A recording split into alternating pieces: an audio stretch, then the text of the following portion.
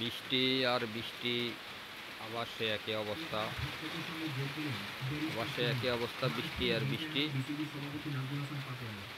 বৃষ্টির গতিবিধি অনেক বেশি। এখন আবার সেই আগের মতো বৃষ্টি কমানোয় বৃষ্টি হচ্ছে। গত কয়েকদিনের বৃষ্টিতে মানুষের মাঠ, ফসলি জমি, গাছপালা সব পানিতে প্লাবিত।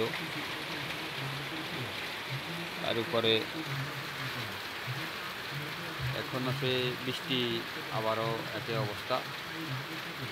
মানুষের কর্মজীবন ব্যাহত হচ্ছে, সব পানির নিচে। এই যে দেখছেন, সব পানির নিচে, ঘর বাড়ি।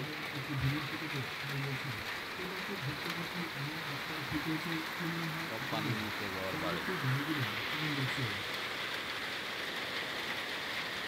এদিকটা পুরো বাসা ছিল, এখন কিছুটা কমে উঠছে। তার উপরে আবার বৃষ্টি, বৃষ্টি শুরু হয়েছে।